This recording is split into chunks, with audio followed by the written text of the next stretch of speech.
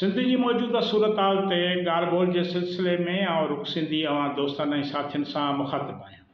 अवां सभिनी साथियुनि खे मुंहिंजे तरफ़ां सलाम पहुचे। पाण सिंध जे मौजूदा सूरत हाल ते ॻाल्हाईंदासीं त सिंध कहिड़ियुनि मुश्किलातुनि मां गुज़री रही आहे। सिंध जा माण्हू कहिड़ियुनि मुसीबतुनि खे मुंहुं ॾेई रहिया आहिनि।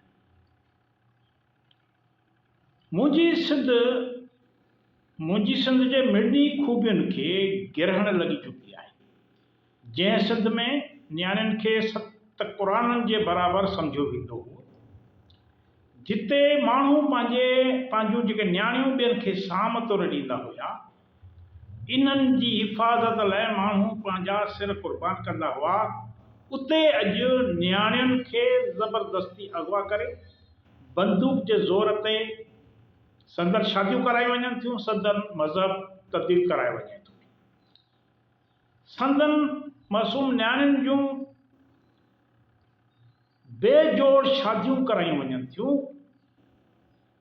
खेनि पंहिंजे ज़ाती मुफ़ाद ख़ातिर क़त्ल कयो वञे थो। ॾंड में कंहिं जानवर वांगुरु नियाणियुनि खे पंहिंजे मुख़ालिफ़ हवाले कयो वञे थो। जिते चोरी ऐब हुई, क़त्ल पाप हो, जिते हुक्मरान अवाम जी जान ऐं माल जे हिफ़ाज़त जा ज़िम्मेवार हुआ, उहा सिंध ख़बर नाहे काॾे हली वई आहे। हिते त कूड़ी अना ऐं मोतबरी लाइ नियाणियूं जानवरनि वांगुरु ज़बह कयूं वञनि थियूं, माण्हुनि जी मिल्कियत फुरी वञे थी, ॿार अगवा थियनि था, हर तरफ़ कोस ऐं क़त्लियाम आहे। ईअं थो महसूसु थिए त ॼण सिंध मक़तल गाह बणिजी चुकी आहे, जिते सवाइ जलाद जे ॿिए कंहिंखे का बि आज़ादी न आहे। ॼण सिंध में माण्हू पाण ॾाढनि जी ग़ुलामी लाइ पैदा कयो वियो आहे। अहिड़ी कैफ़ियत में माण्हू जीअनि था, माण्हू ज़िंदा आहिनि, इहा वॾी ॻाल्हि आहे। इहा हालत इन करे आहे त सिंध हिकु हंधि बीही रही आहे, जंहिं करे माण्हू सख़्त मायूसी वारी सूरत हाल मां गुज़री रहिया आहिनि। जिन फ़र्दनि गुरुअनि खे इहा हालत नज़र अचे थी, इहे उनखे जीअं जो तीअं बयानु कनि था त अञा वधीक ख़ौफ़ पैदा थिए थो।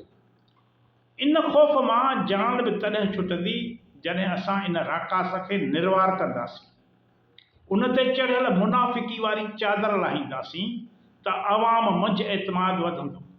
इहे हिन मायूसी वारी ऊंदाही खॾ मां ॿाहिरि निकिरी ईंदा या निकिरण लाइ जदोजहद कंदा। हिन वक़्तु हर तरफ़ जेका निराशाई आहे, इन मां छुटकारो मिलंदो। सिंध में हर तरफ़ फुरलुट जी बाज़ार गरम आहे। चूंडियल तोड़े अणचूंडियल बाअसर अवाम जे माल ते छितनि कुतनि वांगुरु विढ़ी रहिया आहिनि। अवाम सां दोस्तीअ जूं दावाऊं बि इन माल ते फुरलुट जो हक़ हासिल कनि, माना फुरलुट जे माल जो जेको माल आहे उन ते पंहिंजो हक़ हासिल करण जी कोशिश में आहे।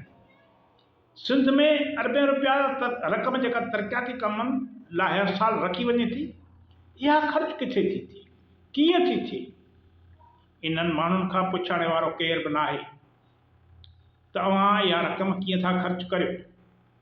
हिन वक़्तु इहा सूरत हाल आहे जो कंहिं बि शहर या ॻोठ में को बि तरक़ियाती कमु नथो थिए। सिंध में अमन अमान जी हालत इहा आहे जो अञा सिज लहे ई नथो। नंढनि वॾनि शहरनि खे मिलाईंदड़ रोड वीरान थी था वञनि। ॿहिराड़ियुनि मां शहरनि ॾांहुं, शहरनि मां ॿहिराड़ियुनि ॾांहुं माण्हुनि जी अचु वञु बंदि थी वञे।